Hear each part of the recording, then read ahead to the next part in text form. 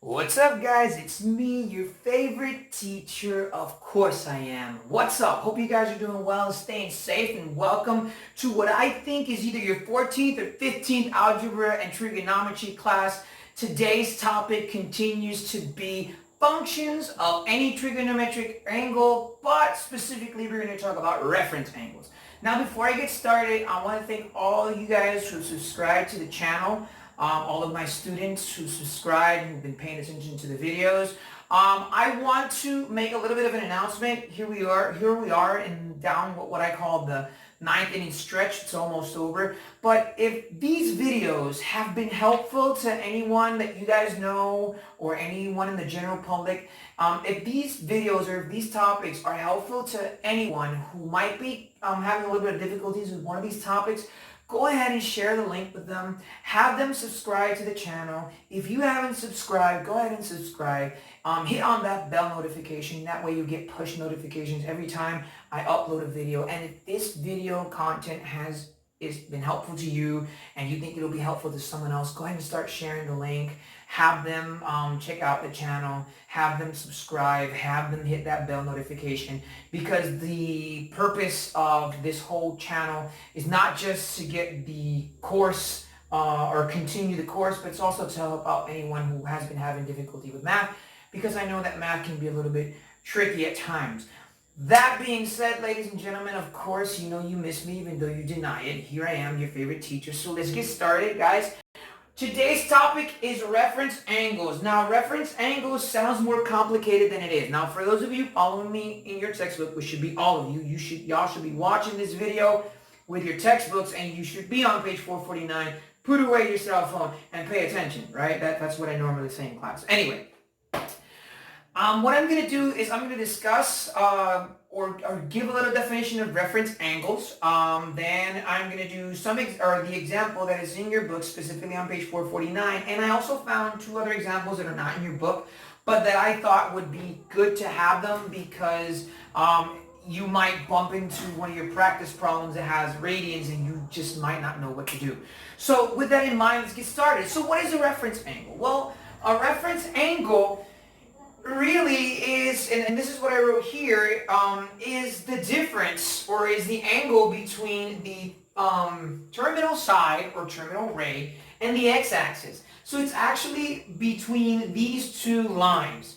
And you normally calculate a reference angle by subtracting the terminal angle from the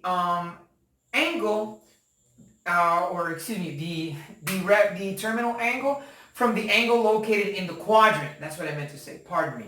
And what do you mean by that? Well, very simple. You know that in your coordinate plane, you have, this is quadrant 1, this is quadrant 2, this is quadrant 3, and this is quadrant 4. So let's say I have an angle here, and is in quadrant 2, so the angle reference is 180. So basically the difference of 180 and whatever this number is going to be my reference angle. Now that sounds a little confusing, which is why I have some formulas here. So basically if an angle is in quadrant 1, the reference angle is itself. So for example, if you have an angle that's here, let's say 35 degrees, and the reference angle is 35 degrees. That's it. It's not going to be anything else. But let's say you have an angle that's located in quadrant number 2, like we're going to see in just a few minutes. So if it's located in quadrant number 2, what you're going to do is subtract 180 by whatever angle is given to you. So if it was 120, well then you would subtract 180 minus 120.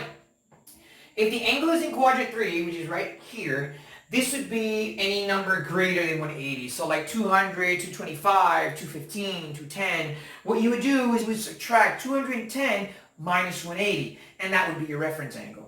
Now let's say it's in quadrant 4, which is all the way over here. So in that case, let's say this would be an angle kind of like 300 or 315 or 305 or 355 or whatever. You would subtract 360, which is a full rotation, minus that angle. Now speaking of rotations, I want you guys to understand one thing or review one thing. If you have a rotation that is clockwise or counterclockwise, then that means that the angles are positive. Okay, so that means that 0, 0 can never be negative, but that means that 90, 180, 270, and 360 are all going to be positive. And if you have a negative angle, that's what we call a clockwise rotation. Let me see if I can find a different color. A clockwise rotation, which means that it would go like this. Now, if it's a clockwise rotation, then in that case, all of your angles would be negative. Like this would be negative 90, this would be negative 180, and this would be, and so on and so forth, okay? And we also have our quadrants in radians, because sometimes, like you see here, you're not going to necessarily use degrees, but you can use radians. So for example, you have 0, 90 would be pi over 2, 180 would be pi, and 270 would be 3 pi over 2, and of course 360 would be 2 pi because it means a full rotation, right? And if a half a rotation is pi, then a full rotation is pi plus pi, which is 2 pi. And I know that sounds complicated and it might be boring you, and you might just have the impulse to just go out of your mind, but don't worry, it's really simple. So let's go to example 4. In your textbook on page 449, example 4 just consists of A, B, and C. D and E are not in your textbook. I found them from an outside resource, which you're more than welcome to do. There are a bunch of good tutorial videos besides this one on reference angles. What you want to do first is, let's look at the first one, 300.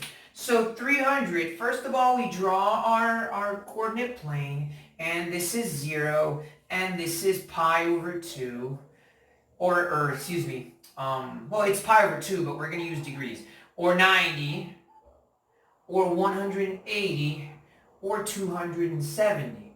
Now 300, we said, is an angle that is greater than 270, so it's here, it's somewhere here, so let's just say about there, that's 300.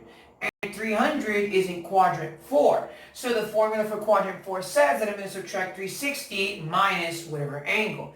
So A would just be the subtracting of 360 minus 300, which equals 60 degrees, and 60 degrees is your reference angle. As simple as that.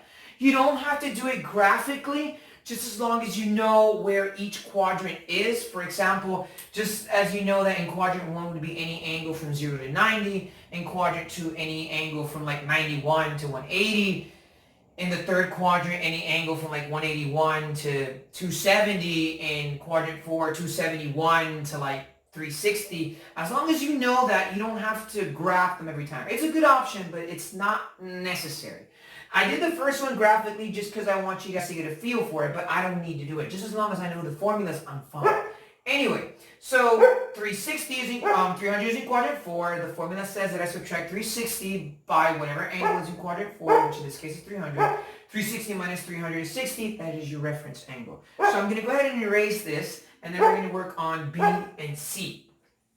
So B is 2.3. Now, a very common mistake, and I must admit that even I've made this mistake before, is by saying, well, 2.3 is in quadrant 1 because it's like slightly above 0, so it's 2.3. Then if I follow the formula, that means that my reference angle is also 2.3, but that's not true.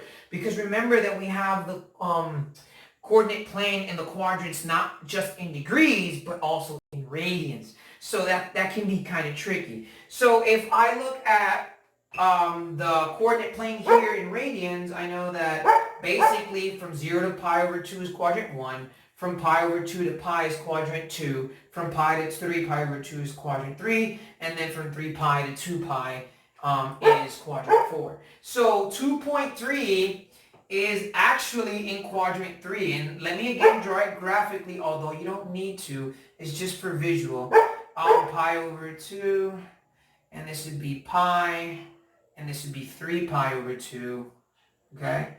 And basically, so if I look at 2.3, 2.3 is in quadrant 2 because it's close to pi. So that means that the difference between pi and 2.3 would be my reference angle. So I'm going to say, and this is again for B, pi minus 2.3. And you know that pi is approximately 3.14. So you can just go ahead and subtract 3.14 minus 2.3. And I'm going to go ahead and give you the approximate answer. If you have a calculator, go ahead and do it. Obviously, I can't use mine, or it's not that I can't use mine, it's just that I want to hurry up. So I'm just going to go ahead and give you your answer. What you could do is just, if you want to do it like without a calculator, 2.30. So this would be 4, this would be 2, and this would be 11, and this would be 8. And you could say that your answer is approximately 0.84. If you have a calculator, you can go ahead and do it with a calculator. If not, that would be your answer, approximately 0.84. If you look at your book, it's going to be a larger number because they did use a calculator and they used a more precise value of pi. But this is fine. You know, it'll be approximately 0.84. So I'm going to go ahead, step out of camera real quick. You saw example 4B. Let's go ahead and do example 4C. I stepped out of camera real quick and gave you guys the opportunity to kind of look at it. So example 4C on page 449 says negative 135 degrees. Now, as I was explaining at the beginning, when the rotation is counterclockwise, it's a positive rotation. And when the rotation is clockwise, it's a negative rotation, which means that basically this would be negative 90, and this would be negative 180, and negative 270, and 360. Now, 360 continues to stay positive because 360 and 0 are also on the same quadrant. Anyway, so what do I do, or how do I find the reference angle when I have a negative measure? So what you do is you find the coterminal. Now, the coterminal angle, when your answer is negative, is just adding 360. Because remember that, again, negative 300, negative 135 would be about here, okay? So since we're starting at a positive rotation, we're just going to say negative 135 plus 360, and that's going to be positive 225. Now, positive 225, we know is in quadrant 3. So if we look at our formula for quadrant 3 just says that you're going to subtract whatever angle you have in quadrant 3 minus 180. So you're just going to subtract 225 minus 180. And we do the subtraction down here real quick. If you have a calculator, you could use it if you want to hurry up, but I'm old school. So 5 minus 0 is 5, 22 minus 18 is 4, so that would be 45 degrees. So your reference angle is actually 45 degrees. And that's it. That's all you got to do. That anytime you have a negative angle, that's all you're going to do. I mean, let's just get straight down to the point. If it's a negative angle, add 360. That's going to give you a positive angle. That's going to be in one of the quadrants. In this case, negative 135 plus 360 is 225, is in quadrant 3. You subtract 225 minus 180, just like the formula says, and that's 45, and 45 degrees is your reference angle. So let me give you guys a second or two or a couple, whatever, to look at it. It's real simple, it's real easy. I'm going to give you like 5 seconds. Okay guys, so 2 other examples that are not in your book, they're not on page 449. I got them from an external source, and the reason I did it is because you're going to have 2 problems in your assignment that actually have to do with radians. And it'd be good that if I give you 2 examples, you have an idea of what you're going to do. So with radians, it's kind of tricky because you got to turn them into a degree and then turn them back into a radian, and it can be a little tedious, but it's something out of the ordinary. So if I have 2 pi over 3, how am I supposed to turn that into, or find the reference angle for that? Well, I'm going to turn that into a degree. And the formula said that you just say 180 over pi. And what happens is that the pi angles cancel out. 2 times 180 is 360, and that's 360 divided by 3. Now, because the pi and the pi signs cancel out, and 2 times 180 is 360, and I drag over the 3, or I multiply the 3 by the 1. Now, if you don't remember this is from section 6.1, so you can go ahead and look at that in your book and use it as a reference. So once again, 2 times 180 is 360. I'm going to divide 360 by 3, and that's 120. And 120 is actually in quadrant 2. And the formula for quadrant 2 says I'm going to subtract 180 minus whatever angle I have. In this case, it's 120. So 180 minus 120 equals 60 degrees. Now, I know that in degrees, my reference angle is 60 degrees, but I need to turn that into a radian so I know specifically what radian it is. Now, there's a trick to it, but I'm not really going to get into that right now because it's a trick that only works on certain types of radians, and I prefer you just know how to do the process. So if I'm going to go from 60 degrees back to radians, all I'm going to do is I'm going to multiply by the opposite of this. So instead of 180 over pi, pi over 180. Okay? And 60 times pi is 60 pi over 180. And what I'm going to do here is I'm going to look for the common factor of 180 and 60, which is actually 60. And 60 divided by 60 is pi. And 180 divided by 60 is 3. So your answer is pi thirds, ladies and gentlemen, or pi over 3, okay? So I'm going to step out of the camera just so you guys can look at what I did.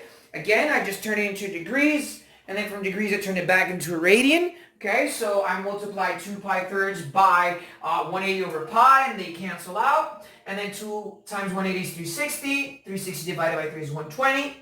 It's in quadrant 2 over here. So that means I'm going to subtract 180 minus 120. That's going to give me 60, but I have to turn 60 back into a radian. So 60 times pi is 60 pi. 60 pi over 180, I reduce that fraction, and I get pi over 3. Okay, so let's do the other one.